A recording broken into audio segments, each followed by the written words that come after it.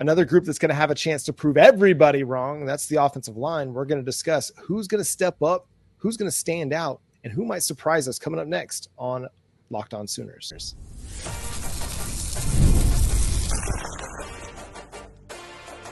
You are Locked On Sooners, your daily podcast on the Oklahoma Sooners. Part of the Locked On Podcast Network, your team every day. And hey, thank you for making Locked On Sooners your first listen every single day. Again, we're free and available on all podcast platforms and on YouTube. For your second listen of the day, check out the Locked On College Football podcast with our guy, Spencer McLaughlin. He gets you ready for an exciting season on the gridiron with discussion on the upcoming season and the ever-changing landscape of college athletics, including conference realignment, the transfer portal, NIL, new college football expanded playoffs, and more. Locked On College Football is available on YouTube and wherever you get your podcasts. Part of the Locked On Podcast Network, your team every day. The offensive line has been the big question mark for the Oklahoma Sooners all offseason long. You lose 4 guys to the NFL. You lose Caden Green to the transfer portal. You've got some guys coming back, Jacob Sexton, Jake Taylor, Josh Bates, Heath Ozida, that are competing for jobs. You bring in some big-time transfer additions, Fabechi Wiwu, Michael Tarkin, Spencer Brown, Garion Hatchett, Branson Hickman. It's a really, really solid group of players for Oklahoma to build a really good offensive line from. Jay, as we sit here about 3 weeks out from the start of the college football season, how are you feeling about the Oklahoma Sooners offensive line at this point?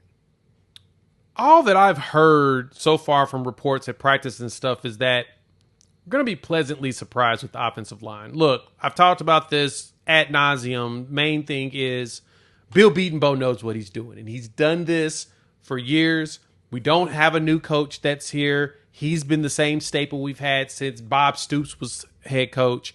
And so the consistency there that he's had in rebuilding lines and getting them together, we know he's going to make that happen. And so hearing all the reports, it sounds like, if anything, the interior of this line is going to be solid. Fabechi Wiwu, Branson Hickman with Joshua Bates, as well as like Heath Ozida or Garion Hatchett, all of them in that interior really seems like it's going to be beyond solid, right? But then your tackles is where we had most of our questions. And I think that Jake Taylor and Jake Sexton's going to do well with Michael Tarkin mixing in. I know that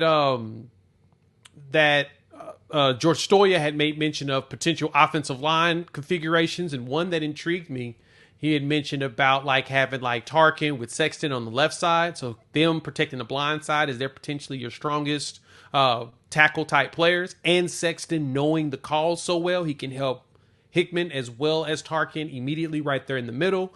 And then on the opposite side, you've got Wiwu with like a Jake Taylor.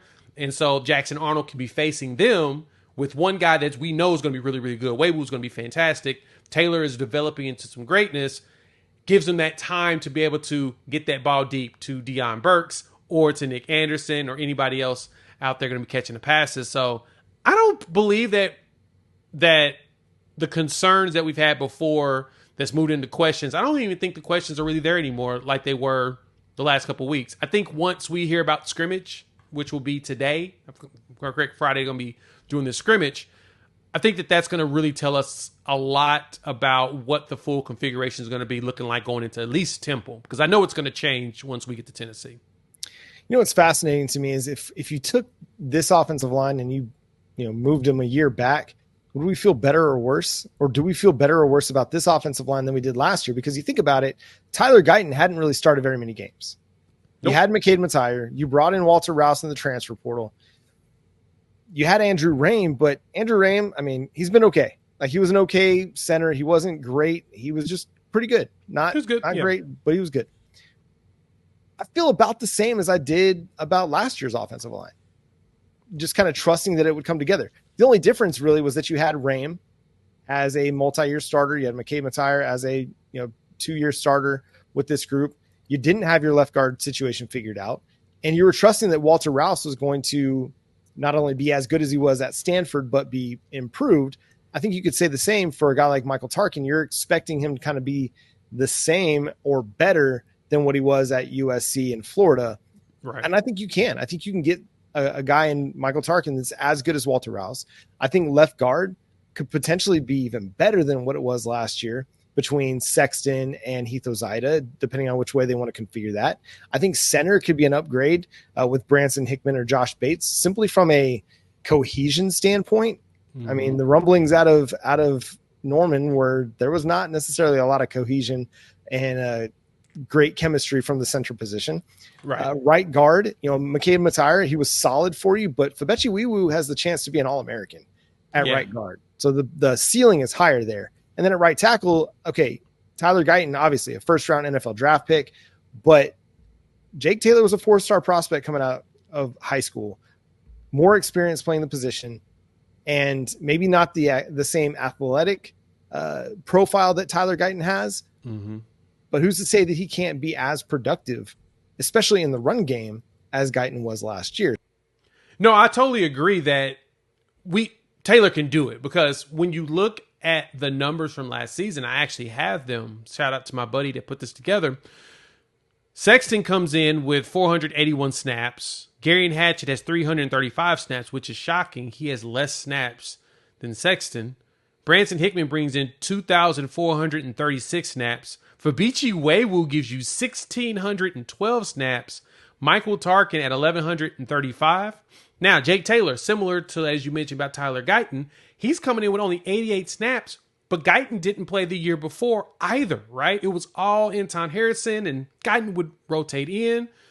But then Spencer Brown still brings you 1,485 snaps. Troy Everett, when healthy, 898 snaps as well. So you got a lot of